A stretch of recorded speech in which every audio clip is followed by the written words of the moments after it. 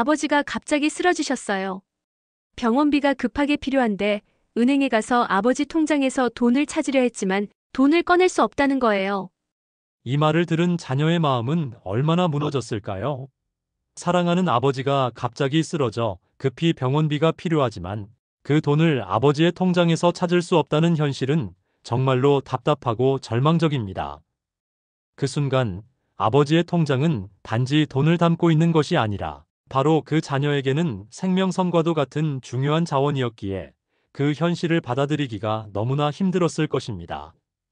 우리는 모두 은행에 맡겨놓은 내 돈이 언제든지 안전하고 필요할 때 바로 꺼내 쓸 수 있다고 믿습니다. 그리고 그 믿음 속에서 우리는 매일 살고 있죠. 하지만 이 믿음이 항상 현실과 일치하지는 않는다는 점을 간과할 때가 많습니다. 특히 65세 이상이라면 그 믿음이 조금 더 복잡한 상황에 놓일 수 있습니다. 예상치 못한 사고나 질병이 찾아왔을 때 우리가 평생 모은 돈을 제때 쓰지 못하는 상황을 마주하게 된다면 그 충격은 정말 크고 절망적일 수밖에 없습니다. 누구나 예상할 수 없지만 인생의 마지막 순간은 우리가 한 번은 직면할 수밖에 없는 현실입니다. 그 순간을 맞이하게 되면 많은 이들은 그동안 살아온 삶의 기억뿐만 아니라 남겨둔 자산을 어떻게 관리할 것인가 하는 문제에 봉착하게 됩니다. 그리고 그것이 어떻게 가족에게 전달될지에 대해서도 고민하게 되죠. 그러나 아버지의 통장에서 돈을 꺼내지 못하는 현실을 마주한 자녀처럼 긴급한 상황에서 우리가 필요할 때 그 자산을 활용할 수 없다면 그건 단순한 불편함을 넘어서는 큰 문제입니다. 아버지의 소중한 돈, 나의 자산이 내가 가장 절박하게 필요한 순간에 내 손에 들어오지 않는다면 그것은 바로 불안정한 미래를 예고하는 신호일 수 있습니다. 지금 여러분이 만약 그런 상황에 직면한다면 어떻게 하시겠습니까? 미리 준비해 놓은 방법이 없으면 그 상황에서 얼마나 많은 시간과 비용이 낭비될까요? 그런 상황을 예방할 수 있다면 여러분의 삶은 얼마나 더 안전하고 안정적일까요? 이번 영상에서는 바로 그런 상황을 예방할 수 있는 중요한 정보들을 전해드리고자 합니다. 여러분이 평생 모은 자산을 어떻게 안전하게 지킬 수 있는지, 또 급박한 상황에서 어떻게 활용할 수 있는지에 대해 다룰 예정입니다. 우리는 대부분 내 돈이 언제든지 내가 원하는 대로 사용될 수 있을 것이라고 믿지만 금융 시스템은 때때로 그 믿음을 배반할 수 있는 시스템입니다. 은행에서 정작 가장 중요한 순간에 내 돈을 쓸 수 없다면 그것은 나뿐만 아니라 내 가족에게도 큰 부담이 될 것입니다.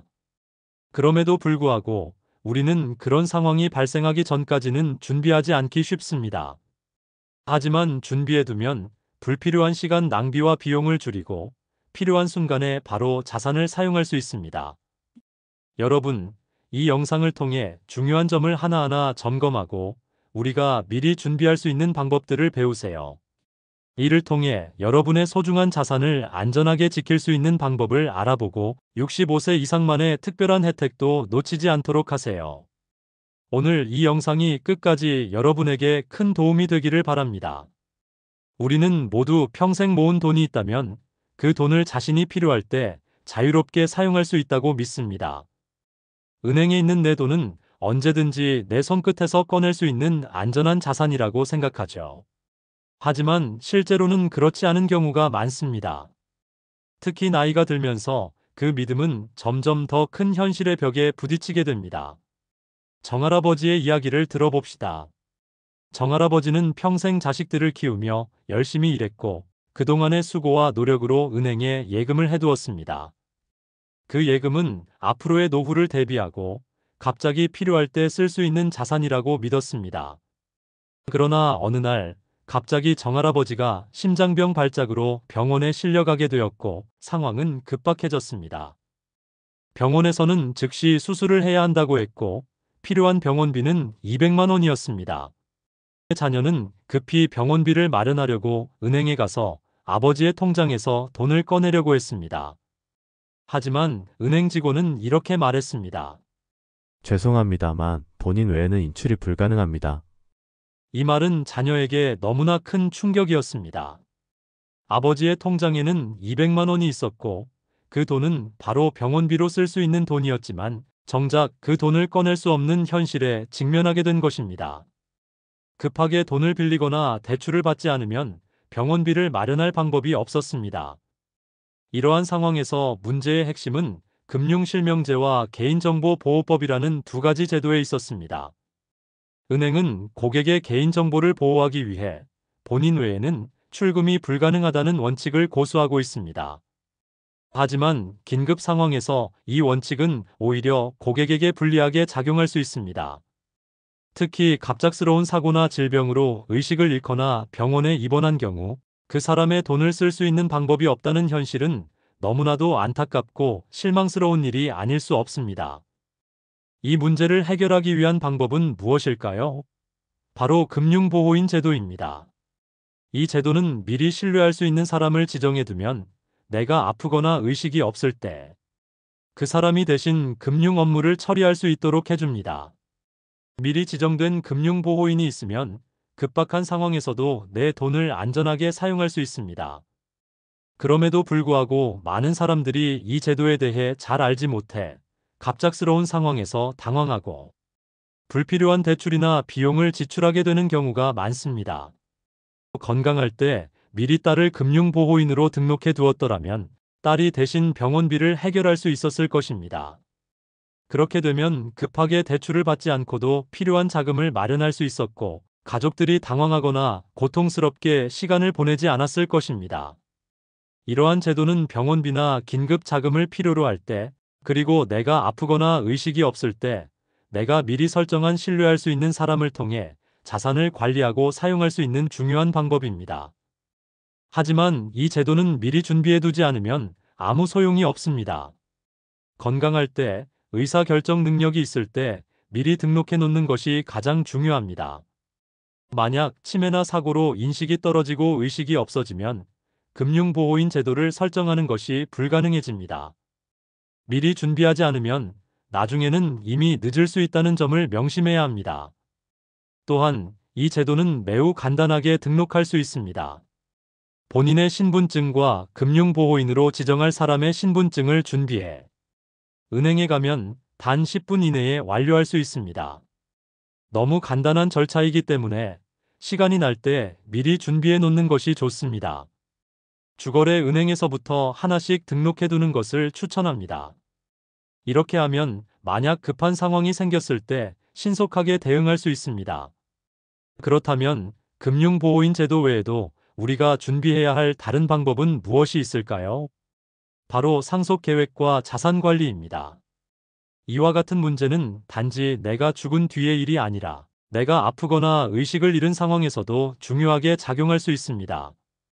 이숙 할머니는 젊었을 때부터 여러 은행에 분산해서 예금을 했습니다. 어머, 그 통장이 있었나? 달걀을 한 바구니에 담지 말라는 어릴 적 조언을 믿고 여러 은행에 돈을 분산시켜 놓았죠. 그 덕분에 평생 동안 여러 곳에 자산을 분산시키며 안전하게 자산을 관리했다고 생각했을 것입니다. 하지만 나이가 들면서 그 많은 통장을 관리하는 일이 점점 어려워졌습니다. 어느 날 손녀가 할머니의 서류를 정리하던 중 오래된 통장을 발견했을 때 그 통장은 이미 휴면 계좌 상태가 되어 있었습니다. 그리고 그 안에는 2천만 원이 들어 있었죠. 할머니, 이 통장 기억나세요? 여기에 2천만 원이 있어요. 어머나, 그런 통장이 있었나? 할머니는 그 통장이 존재하는 것조차 기억하지 못했습니다. 그동안 묵혀두었던 자산이 그대로 잠들어 있었던 것입니다. 휴면 계좌란 1년 이상 거래가 없는 계좌가 자동으로 전환되는 계좌로 그 상태로 두면 찾기가 매우 복잡해집니다. 이숙 할머니는 결국 그 돈을 되찾기 위해 서민금융진흥원을 통해 신청해야 했고 긴 기다림 끝에 겨우 돈을 찾을 수 있었습니다. 하지만 이 이야기는 단순히 휴면 계좌가 어떻게 발생하는지에 대한 예시일 뿐만 아니라 우리가 나이 들어서도 자산을 관리할 수 있도록 하는 중요성에 대해 경고하는 신호이기도 합니다.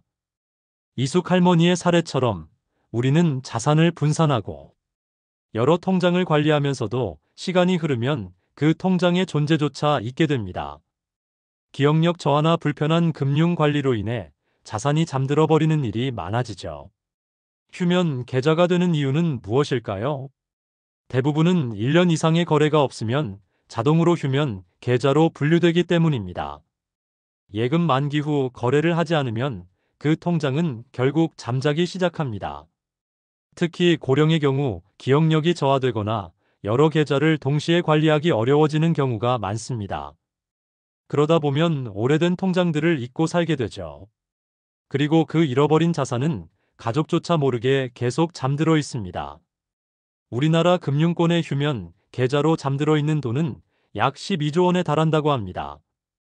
그중 상당수가 바로 어르신들이 옛날에 만들었던 계좌일 가능성이 큽니다. 많은 자녀들이 부모님의 계좌를 관리해주지 않거나 부모님이 예금한 내용을 모르는 경우가 많기 때문에 그 자산은 아무도 모르는 채로 쌓이게 됩니다. 이 문제를 방지하려면 무엇을 해야 할까요? 가장 중요한 것은 정기적인 계좌 점검입니다. 여러 은행에 나누어 계좌를 만들었다면 그 계좌 목록을 작성해 두고 정기적으로 확인하는 것이 중요합니다. 또한 6개월에 한 번씩 작은 금액이라도 입출금을 하면 그 계좌가 휴면 계좌가 되는 것을 방지할 수 있습니다. 통장 정리의 첫 번째 단계는 모든 통장을 하나의 목록으로 정리하는 것입니다. 은행명을 적고 계좌번호, 개설일, 대략적인 금액을 기록해두면 언제든지 필요한 정보를 확인할 수 있습니다. 만약 비밀번호를 기억하지 못할 경우를 대비해 비밀번호 힌트는 안전하게 기록해두는 것이 좋습니다. 이 방법만으로도 휴면 계좌를 예방할 수 있으며 갑자기 필요한 돈을 찾기 위해 낭비하는 시간을 줄일 수 있습니다. 이숙 할머니는 여러 은행에 분산된 계좌를 관리하기 어려워졌지만 손녀와 함께 통장을 정리하면서 휴면 계좌를 되찾은 것만큼 중요한 일을 했습니다. 정기적인 관리와 점검을 통해 자산을 안전하게 지킬 수 있다는 것을 깨달은 것이죠. 만약 그녀가 통장을 정리하지 않았다면 그 2천만 원은 다시 돌아오지 않았을 것입니다. 이처럼 우리가 통장 정리와 휴면, 계좌 관리에 신경을 써야 하는 이유는 자산을 잘 관리하고 필요할 때 바로 쓸 수 있도록 하기 위해서입니다. 디지털 금융도 점점 보편화되고 있습니다. 어르신들에게 어려운 인터넷 뱅킹도 요즘은 실버 뱅킹 서비스와 같은 쉬운 앱들로 제공되고 있습니다.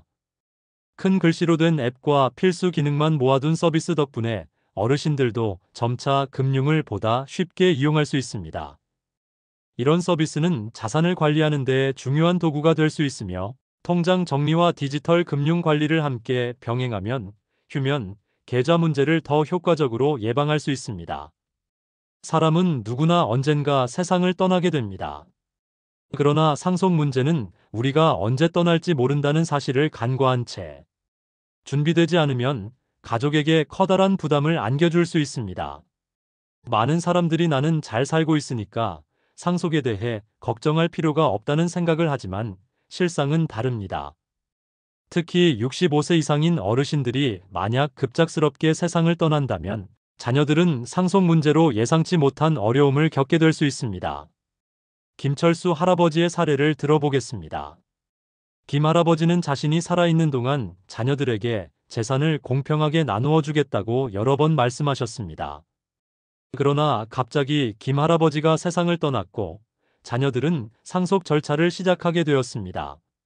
하지만 상속 절차는 예상보다 훨씬 복잡하고 시간이 많이 걸렸습니다.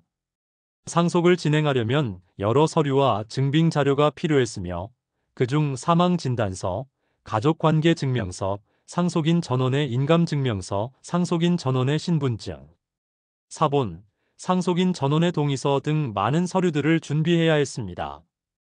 이 모든 서류를 준비하는 데에도 시간이 걸렸고 가족 간 갈등도 생겼습니다. 특히 세 자녀 중 한 명은 해외에 살고 있어 연락이 쉽지 않았고 또 다른 한 명은 형제 간 갈등으로 상속 절차에 협조하지 않으려 했습니다. 결국 상속 절차는 8개월이나 지연되었고 그 사이 급히 처리해야 할 병원비나 장례비를 해결하는 데 어려움을 겪었습니다.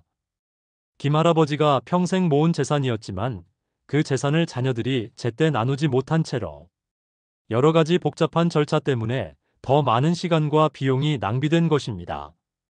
이처럼 상속 문제는 단순한 서류 작업이 아닙니다.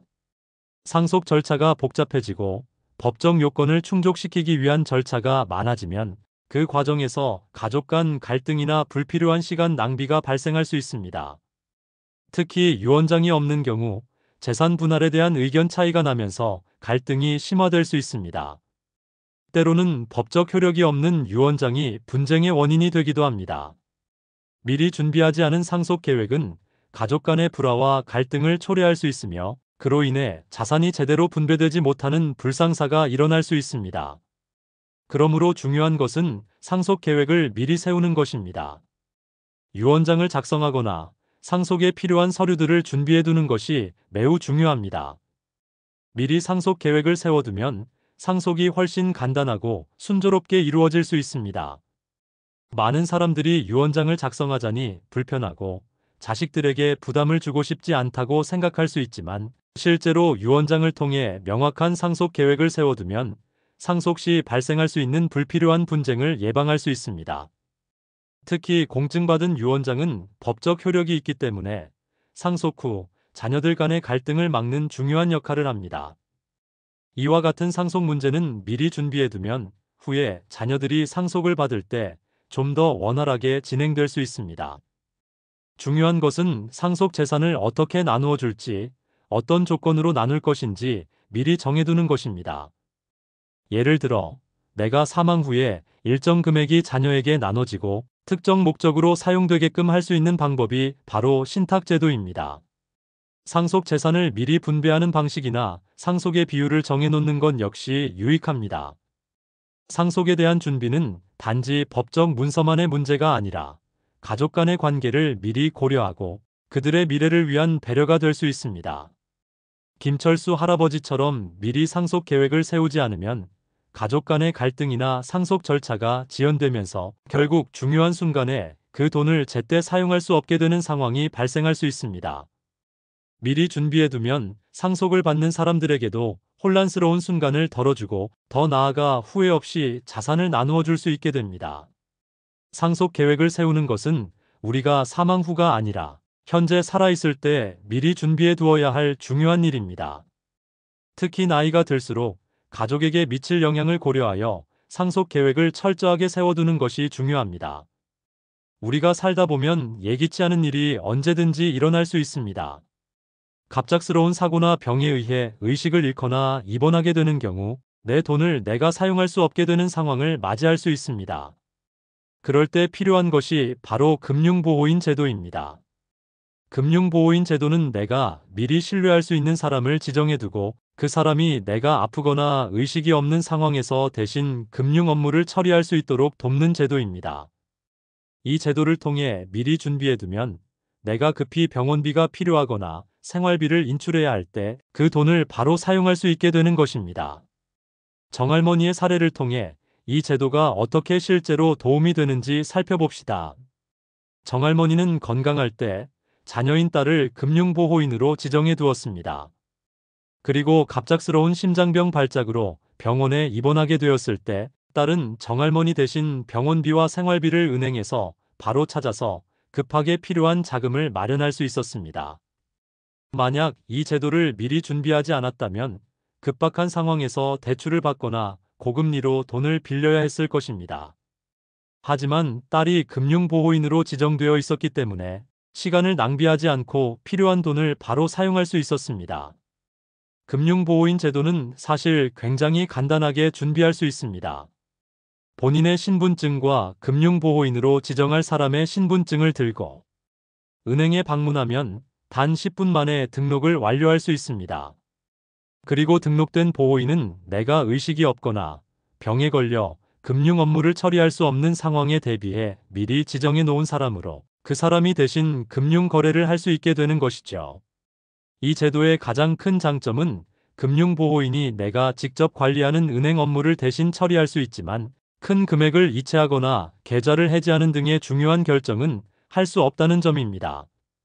즉, 큰 금액을 자유롭게 관리할 수 있는 권한은 주지 않기 때문에 안전한 방법으로 급한 상황에 대비할 수 있습니다. 하지만 금융보호인 제도는 반드시 미리 준비해야만 유효합니다. 예를 들어 내가 치매에 걸리거나 의식불명 상태에 빠지게 되면 그때는 이미 제도를 활용할 수 없습니다. 건강할 때와 의사결정 능력이 있을 때 미리 등록해 두는 것이 가장 현명한 방법입니다. 여기서 중요한 점은 미리 준비해 두지 않으면 이 제도는 아무 소용이 없다는 것입니다. 그래서 지금 당장 신뢰할 수 있는 가족이나 친구를 금융보호인으로 지정해 두는 것이 중요합니다. 예를 들어 부모님이 자녀를 금융보호인으로 지정해 두고 자녀가 나이가 들어서 더 이상 혼자서 처리할 수 없는 상황이 오면 자녀는 그 대신 금융을 관리할 수 있게 됩니다. 이 제도는 단순히 병원비나 생활비 문제만 해결하는 것이 아닙니다. 만약 장기적인 병원 치료가 필요하거나 중요한 결정을 내리기 어려운 상황에 놓였을 때 금융보호인 제도는 큰 도움이 될 수 있습니다. 그리고 이 제도를 활용하면 긴급한 상황에서도 나의 재산을 안전하게 지킬 수 있습니다. 내가 건강할 때 자녀가 나 대신 병원비를 지불하거나 공과금을 납부하는 일을 대신할 수 있습니다. 또한 긴급한 의료비나 생활비를 필요한 시점에 유용하게 처리할 수 있게 됩니다. 그렇다면 금융보호인 제도를 준비함으로써 시간을 절약하고 불필요한 대출이나 금융거래의 지연을 막을 수 있는 것입니다. 여러분이 이 제도를 통해 준비해두면 비상시에 누구에게 맡겨야 할지 고민하지 않고 바로 필요한 일을 처리할 수 있게 됩니다. 그만큼 내 자산을 안전하게 관리할 수 있고 급한 상황에서도 가족에게 부담을 주지 않게 됩니다. 우리는 대부분 재정 관리를 잘하고 있다고 생각합니다. 그러나 휴면 계좌는 우리 모두가 겪을 수 있는 흔한 문제 중 하나입니다. 휴면 계좌란 1년 이상 거래가 없으면 은행에서 자동으로 휴면 상태로 전환되는 계좌를 말합니다. 이 계좌는 더 이상 일반 은행 창구에서 인출이 불가능하고 찾아야 하려면 복잡한 절차를 거쳐야 하죠. 휴면 계좌에 묻혀 있는 자산은 시간이 지날수록 잊혀지고 결국 주인을 찾지 못한 채 사라지는 경우도 많습니다. 이숙 할머니의 사례처럼 예전에는 여러 은행에 예금을 분산해서 관리하는 것이 안전한 방법이라고 생각한 사람들이 많습니다. 그러나 나이가 들어 기억력이 떨어지면서 통장들을 잊어버리기 시작하고 그 통장은 점차 휴면 계좌로 전환됩니다. 이숙 할머니는 여러 은행에 분산된 통장을 관리하고 있었지만 나이가 들어서 더 이상 그 모든 계좌를 기억하기 힘들어졌습니다. 어느 날 손녀가 할머니의 서류를 정리하다가 우연히 오래된 통장을 발견하게 되었고 그 통장에는 2천만 원이 들어 있었죠. 할머니는 그 통장의 존재를 전혀 기억하지 못하셨습니다. 그동안 그 돈은 휴면 상태로 그대로 잠들어 있었고 결국 손녀가 서민금융진흥원에 신청해 복잡한 절차를 거쳐서야 겨우 돈을 되찾을 수 있었습니다. 이처럼 많은 어르신들이 휴면 계좌로 자산을 잃고 가족들에게조차 그 존재를 알리지 못한 채 돌아가시는 경우가 많습니다. 휴면 계좌 문제는 단순히 잊어버린 자산을 찾는 데 그치지 않습니다. 많은 사람들이 자산을 분산시키고 여러 은행에 예금을 하면서 안전하다고 믿었지만 결국 관리 부족으로 그 돈을 찾지 못하게 됩니다. 특히 고령자는 기억력이 저하되기 때문에 자산을 안전하게 관리할 수 있는 방법을 찾는 것이 매우 중요합니다. 가족들도 부모님의 예금 계좌가 어디에 있는지 모르는 경우가 많고 그 돈은 결국 찾지 못한 채 사라지는 경우가 많습니다. 그렇다면 휴면 계좌를 예방하고 자산을 안전하게 관리하기 위해 우리는 무엇을 해야 할까요? 첫째, 통장 목록을 작성하는 것입니다. 각 통장의 은행명과 계좌번호, 개설일, 대략적인 금액을 적어 놓으면 언제든지 계좌 상태를 확인할 수 있습니다. 둘째, 정기적인 거래를 통해 계좌를 활성화시키는 것입니다. 거래가 1년 이상 없으면 계좌는 자동으로 휴면 상태로 변환됩니다. 하지만 6개월에 한 번이라도 거래를 하면 그 계좌가 휴면 계좌로 전환되는 것을 방지할 수 있습니다. 셋째, 인터넷 뱅킹을 활용하여 계좌 상태를 확인하고 통장 잔액을 주기적으로 확인하는 것도 좋은 방법입니다. 요즘은 어르신들을 위한 쉬운 앱도 많이 나와 있어서 큰 글씨와 간단한 기능을 통해 손쉽게 계좌를 관리할 수 있습니다. 만약 이미 휴면 계좌가 되어버린 자산을 되찾고자 한다면 서민금융진흥원이나 휴면 예금 찾아줌 서비스를 통해 신청할 수 있습니다. 이 서비스를 통해 본인의 계좌 상태를 확인하고 휴면 계좌에 묻혀 있는 자산을 되찾을 수 있습니다. 또한 내 계좌 한눈에 서비스를 이용하면 본인 명의로 된 모든 계좌를 한 번에 조회할 수 있습니다. 이를 통해 잃어버린 계좌를 찾는 데 도움을 받을 수 있습니다. 이숙 할머니는 이제 통장 정리를 철저히 하며 자산 관리를 더욱 철저히 하고 있습니다. 손녀와 함께 매년 통장 점검을 하며 예전에 잊어버렸던 계좌들도 다시 확인하고 필요할 때 바로 쓸 수 있도록 준비해 두었습니다. 이 할머니의 사례처럼 우리는 모두 미리 준비하고 관리하는 습관을 길러야 합니다. 나이가 들수록 기억력 저하로 인한 실수를 줄이고 자산을 안전하게 지키기 위해 정기적인 점검이 필수적입니다. 디지털 금융이 점점 보편화되면서 이제 어르신들도 온라인 뱅킹이나 실버뱅킹 앱을 통해 금융을 보다 쉽게 관리할 수 있습니다. 큰 글씨로 되어 있는 앱이나 필수 기능만 모아둔 서비스를 이용하면 어렵지 않게 계좌 상태를 확인하고 잔액을 관리할 수 있습니다. 이러한 디지털 서비스는 어르신들이 자산을 쉽게 관리할 수 있게 도와주는 중요한 도구가 될 수 있습니다. 우리는 대부분 자산을 쌓아두고 있지만 그 자산을 어떻게 관리하고 배분할 것인지는 쉽게 생각하지 않습니다. 특히 65세 이상인 어르신들에게는 자산 관리와 상속에 대한 고민이 점점 더 커집니다. 상속은 단순히 돈을 자녀에게 넘겨주는 일이 아니라 내가 살아있을 때와 죽은 후 모두 내가 원하는 방식으로 자산을 사용할 수 있게 하는 중요한 일입니다. 그럼 신탁제도가 무엇일까요? 신탁제도는 쉽게 말하면 내가 원하는 방식으로 내 돈을 관리하고 사용하도록 설정하는 계약입니다.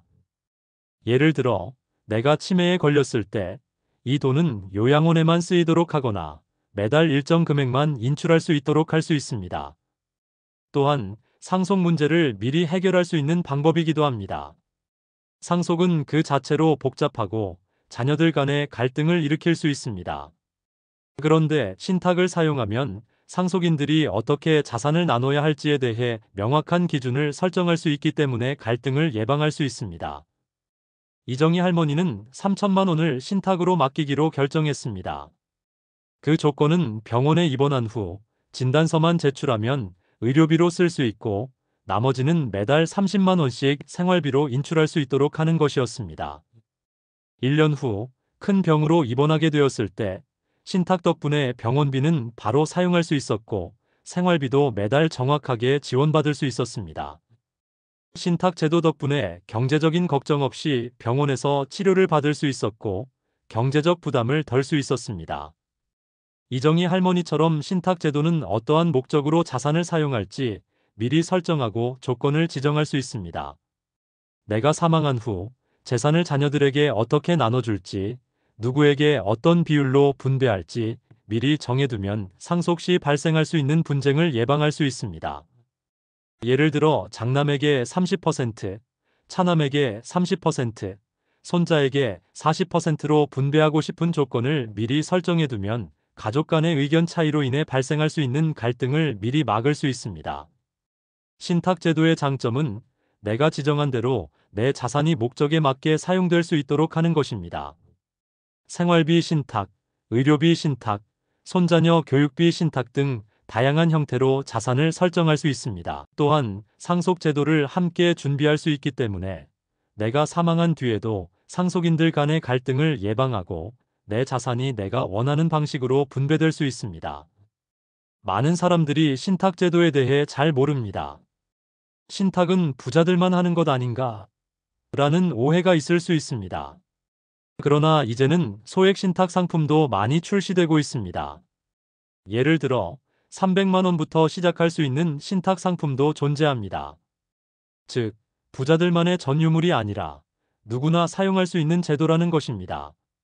이처럼 신탁 제도를 통해 내 자산을 내가 원하는 대로 사용할 수 있게 하고 상속 문제도 미리 준비할 수 있는 효과적인 방법이 됩니다. 신탁제도 가입 방법은 매우 간단합니다.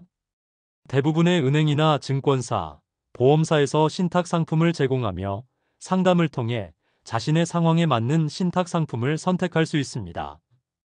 필요한 서류는 신분증, 신탁할 자산, 수익자 정보, 목적 설정입니다. 상담을 통해 복잡한 용어나 절차에 대해 걱정할 필요 없이 쉽게 안내받을 수 있습니다. 이 신탁 제도는 복잡하지 않으며 금융기관의 상담을 통해 쉽게 이해하고 설정할 수 있습니다. 특히 은행이나 증권사에서 제공하는 신탁 상품들은 상속이나 유산 분배뿐만 아니라 생활비, 의료비, 요양비 등을 미리 설정해 두어 급한 상황에 대비할 수 있는 매우 유용한 도구입니다. 신탁 제도는 단순히 내 자산을 어떻게 사용할 것인지를 결정하는 것이 아닙니다. 내가 살아있을 때는 물론 내가 떠난 후에도 내 자산이 내가 원하는 대로 관리되고 사용될 수 있도록 돕는 중요한 제도입니다. 이정희 할머니처럼 미리 준비해두면 갑작스러운 사고나 질병에 대응할 수 있고 상속을 받을 자녀들 간의 갈등을 예방할 수 있습니다. 소액 신탁 상품을 통해 누구나 이 제도를 활용할 수 있고 효율적이고 안전한 자산 관리를 할 수 있습니다. 우리가 나이가 들수록 건강이나 경제적 부담이 커지는 것은 피할 수 없는 현실입니다. 하지만 다행히도 65세 이상인 분들을 위해 많은 금융 혜택이 제공되고 있습니다. 많은 어르신들이 이런 혜택을 제대로 알지 못해 놓치고 있을 수 있습니다. 은행에서는 종종 이러한 혜택에 대해 잘 알려주지 않기 때문에 65세 이상의 고객들이 이를 모르고 지나칠 수 있기 때문입니다. 이번 파트에서는 65세 이상만 받을 수 있는 특별 금융 혜택을 소개하며 이를 잘 활용하는 방법에 대해 이야기하겠습니다. 강명자 할머니는 30년 넘게 같은 은행을 이용하셨습니다. 그러나 그녀는 65세 이상 우대 서비스가 있다는 사실을 전혀 몰랐습니다. 우연히 은행에서 상담을 받게 되면서 ATM 수수료 면제와 타행 이체 수수료 면제와 같은 혜택을 알게 되었고 가동한 매년 낸 수수료를 다 돌려받을 수 있었습니다. 1년만 해도 12만 원 이상, 그동안 30년간 낸 수수료는 수백만 원이 되었죠. 이 혜택을 미리 알았다면 그동안 많은 돈을 아낄 수 있었을 것입니다. 65세 이상이 되면 자동으로 받을 수 있는 혜택들이 많이 있습니다. 하지만 중요한 점은 이러한 혜택들이 자동으로 적용되지 않는 경우가 많다는 것입니다. 은행에 직접 문의를 해야만 그 혜택을 받을 수 있기 때문에 은행에 갈 때마다 65세 이상 우대 혜택이 있는지 꼭 물어보는 것이 중요합니다. 다음은 65세 이상이 받을 수 있는 주요 혜택들입니다. ATM 수수료 면제. 65세 이상은 본인 은행은 물론 다른 은행 ATM에서도 수수료가 면제되는 경우가 많습니다. 이를 모르고 계속해서 수수료를 지불했다면 그만큼 낭비된 돈이 많을 것입니다. 한 달에 한 번 다른 은행 ATM을 사용할 때마다 약 5,001원의 수수료가 들 수 있기 때문에 이 혜택을 받으면 매년 수만 원을 아낄 수 있습니다. 타행 이체 수수료 면제. 다른 은행으로 돈을 이체할 때 드는 수수료도 월 일정 횟수는 면제되는 경우가 많습니다. 일반적으로 타행 이체 수수료는 1,000원에서 2,000원 사이인데 이를 면제받을 수 있다는 점은 큰 혜택입니다. 만약 자주 타행으로 이체를 하는 분이라면 수수료 면제만으로도 상당한 비용을 절약할 수 있습니다. 환전 수수료 우대. 해외여행을 가시는 분들에게는 환전 수수료 우대 혜택이 있습니다. 여행을 떠날 때 환전 수수료를 절약하는 것은 중요한 부분인데 30%에서 50%까지 할인되는 경우가 많습니다. 예를 들어 100달러를 환전할 때 1,000원에서 2,000원 정도의 차이가 나게 되죠. 해외여행을 자주 가시는 분들에게는 이 혜택이 아주 유용합니다. 창구 업무 우선 처리. 일부 은행에서는 65세 이상 고객에 한해 창구 업무를 우선 처리해주는 서비스를 제공합니다. 은행에서 긴 줄을 서서 기다리는 일이 많습니다. 이때 65세 이상은 우선 처리해주기 때문에 기다리는 시간을 줄일 수 있습니다. 금융상품 가입 시 우대금리. 예금이나 적금을 가입할 때 65세 이상 고객에게는 일반 고객보다 우대금리가 제공되는 경우가 많습니다. 예를 들어 0.1%에서 0.3% 정도 더 높은 금리를 받을 수 있습니다.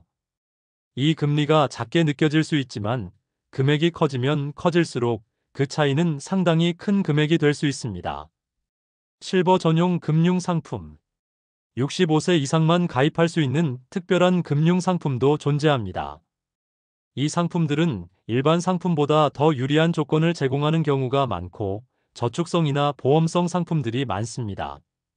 예를 들어 연금성 상품이나 노후 생활비를 지원하는 상품들이 해당됩니다. 이 모든 혜택들은 65세 이상 고객에게 제공되는 특별한 기회입니다. 그런데 중요한 점은 많은 어르신들이 이 혜택을 모르고 지나친다는 점입니다. 강명자 할머니처럼 은행에서의 우대 서비스를 몰라서 수수료를 계속 내는 경우가 많기 때문에 여러분도 꼭 한번 은행에 가셔서 우대 혜택에 대해 꼭 확인하셔야 합니다. 이 혜택들은 자동으로 적용되지 않으므로 은행에 가서 65세 이상 우대 혜택이 있는지 반드시 물어보세요. 이 간단한 질문이 여러분에게 1년에 수십만 원을 아낄 수 있는 기회를 제공할 수 있습니다. 또한 금융상품에 가입할 때도 65세 이상이라면 반드시 우대금리와 전용 상품을 확인하고 선택하는 것이 중요합니다. 이처럼 우대 혜택을 잘 활용하면 나이가 들면서 조금이라도 더 경제적인 여유를 가질 수 있습니다. 여러분, 통장을 정리해 본 적이 있으신가요? 혹시 집 안 곳곳에 흩어져 있는 통장들을 하나씩 찾아보면 어디에 얼마가 있는지 헷갈리시지는 않나요? 특히 나이가 들면 기억력 저하로 인해 오래된 통장의 존재조차 알지 못한 채 자산을 잃어버릴 위험이 커집니다. 그중 일부는 이미 휴면 계좌가 되어 있을 것입니다. 이런 상황이 계속된다면 나중에 내가 가장 필요한 순간에 그 돈을 찾지 못할 수도 있을 것입니다. 하지만 통장 정리를 하고 나면 마음이 한결 편안해질 것입니다. 어떻게 정리했냐고요? 아주 간단한 방법으로 통장 정리를 시작했는데요. 바로 통장 목록표 만들기입니다. 이 과정은 그리 어렵지 않으며 정확히 내가 어떤 통장을 가지고 있고 각 통장에 얼마가 있는지 확인할 수 있도록 도와줍니다. 정순옥 할머니가 처음 시작한 방법은 다음과 같습니다. 모든 통장 모으기. 집 안 곳곳에 흩어져 있는 통장들을 모두 모았습니다. 책상 서랍, 옷장, 금고 등 자주 가지 않는 곳에도 통장이 있을 수 있기 때문에 모든 곳을 꼼꼼히 살펴보았습니다. 할머니는 그동안 여러 곳에 흩어져 있었던 통장들을 다 모은 후 이제 그 통장들이 어디에 있는지 정확히 알게 되었습니다. 통장 목록표 만들기. 큰 종이나 노트에 통장 목록표를 그렸습니다. 이 표에는 각 통장의 은행명, 계좌번호, 개설일, 잔액 등을 적었습니다. 이 목록을 작성한 후 할머니는 이제 어디에 얼마가 있는지 정확히 알 수 있게 되었죠. 또한 비밀번호를 기억하지 못하는 통장이 있을 경우 힌트를 적어두었습니다. 예를 들어 생년월일이나 전화번호 대신 기억하기 쉬운 비밀번호를 설정할 수 있도록 메모해 두었습니다. 자주 사용하는 통장 3개로 정리. 할머니는 자주 사용하는 통장을 3개로 정리했습니다. 불필요한 통장들은 정리하고 잔액이 적은 통장들은 해지했습니다. 이때 계좌 해지도 매우 간단한 과정이었고 불필요한 통장을 정리한 후에는 필요한 통장만 남겼습니다. 가족과 공유하기. 중요한 것은 이 모든 정보를 가족과 공유하는 것입니다. 통장 목록표를 딸에게도 주고 만약의 상황에 대비할 수 있도록 했습니다. 이제 딸은 어머니의 통장 상태를 정확히 알고 있기 때문에 갑작스러운 상황에서도 빠르게 대처할 수 있게 되었죠. 정기적인 확인. 이제 매월 첫째 주 월요일은 할머니의 통장 확인의 날로 정해졌습니다. 딸과 함께 매달 통장 잔액을 확인하고 변동사항을 기록했습니다. 이렇게 정기적으로 확인함으로써 휴면, 계좌 문제가 발생하는 것을 예방하고 자산 현황을 항상 파악할 수 있었습니다. 정순옥 할머니는 이 방법을 통해 불필요한 통장을 정리하고 자산을 파악한 후에는 더 이상 기억하지 못한 자산이 없었습니다. 또한 그녀는 이제 어떤 통장이 있는지, 얼마가 있는지 확실히 알고 있기 때문에 언제든지 필요한 돈을 바로 찾아 쓸 수 있게 되었습니다. 이처럼 간편한 통장 정리법은 자산을 안전하게 관리하고 휴면, 계좌 문제를 예방하는 데 매우 효과적인 방법입니다. 이제 여러분도 자신의 통장을 점검하고 정리해 보세요. 통장 목록표를 작성하고 불필요한 통장을 정리하는 것만으로도 자산 관리가 한층 쉬워집니다. 디지털 금융이 보편화되면서 실버뱅킹 같은 어르신 전용 앱이 나오고 있어 어르신들이 쉽게 금융을 관리할 수 있도록 도와주고 있습니다. 큰 글씨, 간단한 기능으로 구성된 실버뱅킹 앱을 이용하면 통장 잔액을 확인하고 거래 내역을 간편하게 관리할 수 있습니다. 이런 앱을 사용하면 은행에 가지 않고도 언제든지 통장 관리를 할 수 있기 때문에 매우 편리합니다. 우리의 인생은 예측할 수 없는 일들로 가득 차 있습니다. 갑작스러운 질병, 사고, 금전적 위기는 언제든지 찾아올 수 있습니다. 그리고 이와 같은 긴급 상황에서 가장 중요한 것은 미리 준비된 금융 계획입니다. 만약 갑작스러운 상황에 대비하지 않았다면 급하게 대출을 받거나 자산을 급히 처분해야 하는 상황에 처할 수 있습니다. 그러나 미리 대비해두면 그런 불필요한 스트레스나 금전적 손실을 줄일 수 있습니다. 정동수 씨의 사례를 살펴봅시다. 정 씨는 평소에 재정 관리를 철저히 하던 사람입니다. 그럼에도 불구하고 갑작스러운 허리 수술이 필요하게 되면서 큰 어려움을 겪었습니다. 수술을 위해 300만 원이 필요했지만 그는 평소에 3년 만기 정기 예금에 모든 자산을 예치해 두었습니다. 예금 금리가 좋기 때문에 만족했지만 예상치 못한 의료비로 인해 예금을 만기 전에 해지할 수밖에 없었고 그로 인해 이자 손실을 보게 되었습니다. 이 문제는 그가 긴급 자금 계획을 미리 세우지 않았기 때문에 발생한 것이었습니다. 정 씨는 결국 3년 만기 예금을 해지하면서 그동안 얻을 수 있었던 이자 수익을 포기해야 했습니다. 그동안 이자를 받을 수 있었다면 300만 원을 손쉽게 해결했을 텐데 예기치 못한 상황에서 금전적 손해를 보는 일이 발생한 것입니다.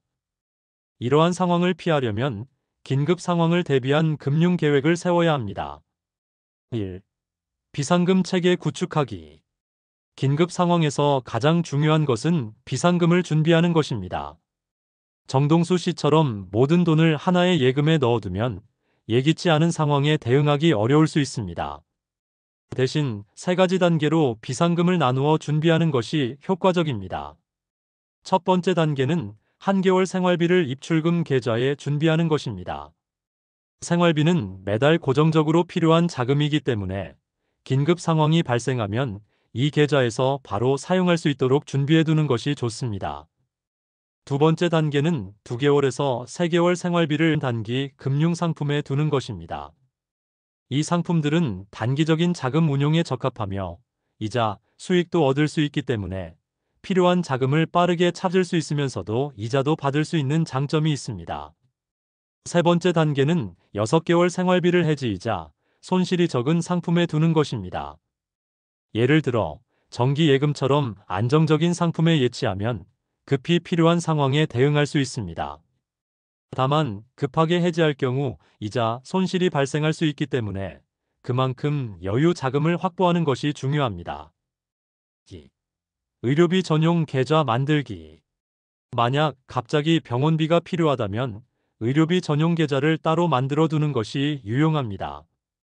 임미경 씨는 이 방법을 통해 갑작스러운 치과 치료를 해결할 수 있었습니다. 매달 조금씩 의료비 계좌에 돈을 입금해 두고 갑자기 치료가 필요할 때 그 계좌에서 바로 병원비를 지불할 수 있었죠. 그녀는 예전에는 정기예금을 깨서 의료비를 해결했지만 이제는 비상금 계좌와 의료비 전용 계좌 덕분에 급하게 자금을 처리할 수 있었습니다. 이처럼 의료비 전용 계좌를 마련해 두면 건강이 나빠져 갑자기 치료가 필요할 때 빠르게 대처할 수 있습니다. 또한 매달 조금씩 저축을 해두면 예기치 않은 의료비에 대비할 수 있습니다. 3. 장기 요양 자금 계획하기. 65세 이상의 인구 중 약 15%는 장기 요양 서비스가 필요하게 된다고 합니다. 요양원에 입소하는 데 드는 비용은 월 150만 원 정도, 요양 서비스를 이용할 경우 월 50만 원 정도의 비용이 듭니다. 만약 내가 장기 요양 서비스가 필요할 때 그 자금을 마련하지 못한다면 가족에게 큰 부담을 주게 됩니다. 김명자 씨는 일찍부터 이러한 문제를 인식하고 장기 요양보험에 가입했습니다.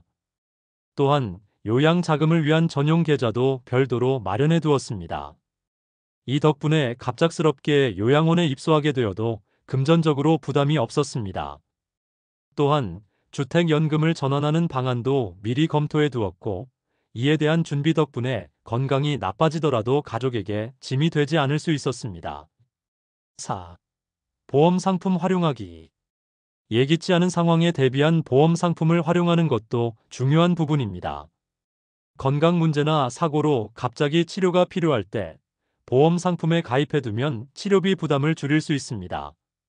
특히 상해보험이나 치매보험, 장기요양보험은 나이가 들수록 꼭 필요한 보험입니다. 긴급 상황 대비 금융계획은 갑자기 다가오는 위기에 대처하기 위한 필수적인 준비입니다. 정동수 씨와 김명자 씨의 사례처럼 예상치 못한 의료비나 장기 요양 비용에 대비하여 미리 준비해두면 갑작스러운 상황에도 부담을 덜고 차분하게 대응할 수 있습니다. 이처럼 긴급 자금 체계와 의료비 전용 계좌, 장기 요양 자금 계획 등은 미리 준비하는 것이 가장 현명한 방법입니다. 3단계 비상금 관리나 의료비 계좌처럼 작은 습관을 통해 위기 상황에 빠르게 대응할 수 있습니다. 여러분도 오늘부터 긴급 상황 대비 금융 계획을 세워두세요. 지금부터 준비하는 것이 미래에 큰 도움이 될 것입니다.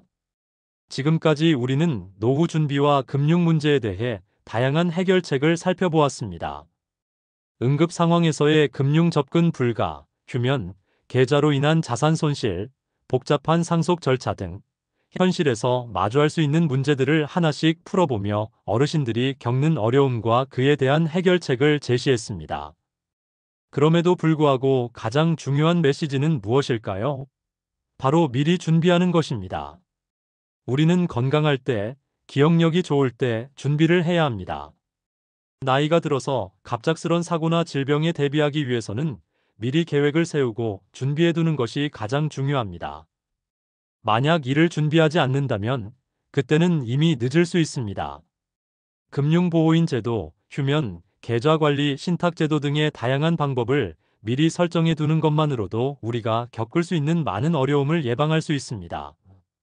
금융보호인 제도를 활용하면 갑작스런 사고나 질병으로 내가 의식이 없을 때 내 가족이 내 대신 필요한 자금을 관리할 수 있습니다.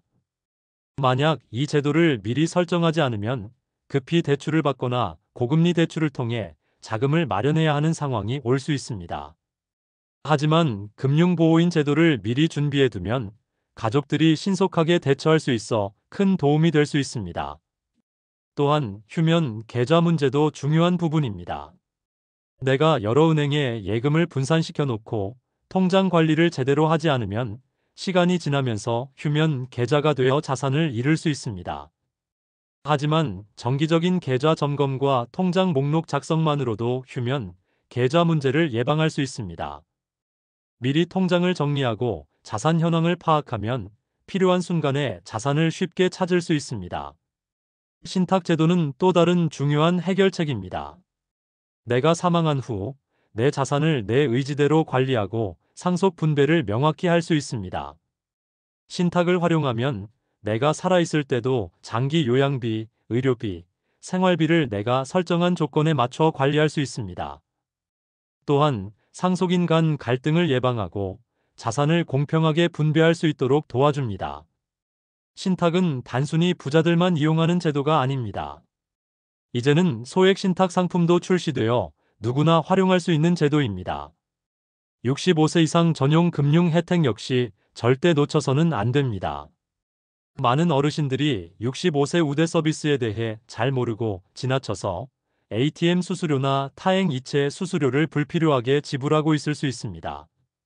환전 수수료 우대와 창구 업무 우선 처리 같은 서비스도 물어보지 않으면 알 수 없기 때문에 반드시 은행에 갈 때마다 우대 혜택에 대해 물어봐야 합니다.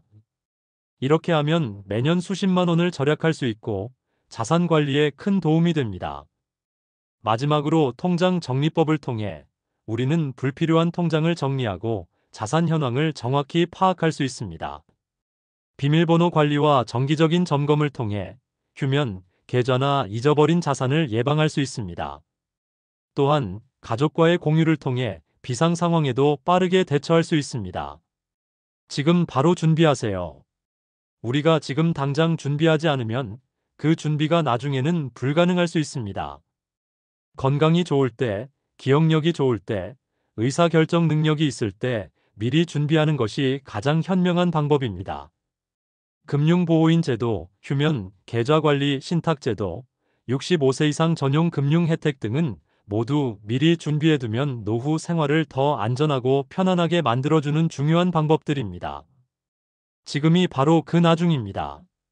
여러분의 소중한 자산을 지키고 미래의 불확실한 상황에 대비할 수 있도록 준비하는 것이 오늘부터 시작해야 할 중요한 일입니다.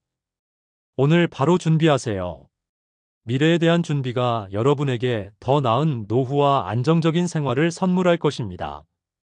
이 영상을 보신 후 이제 미리 준비해두는 것의 중요성을 알게 되셨다면 바로 첫 번째 행동을 시작하시길 바랍니다. 중요한 것은 지금 바로 준비하는 것입니다. 여러분의 부모님, 이웃, 친구들에게도 이 정보를 알려주세요. 여러분이 해두면 그분들도 함께 준비할 수 있습니다. 구독과 좋아요, 따뜻한 댓글은 저희가 이런 정보를 더 널리 전할 수 있도록 큰 힘이 됩니다. 여러분의 노후가 더욱 평온하고 조금 더 여유롭고 조금 더 따뜻해지기를 진심으로 바랍니다. 다담지혜가 늘 함께하겠습니다. 감사합니다.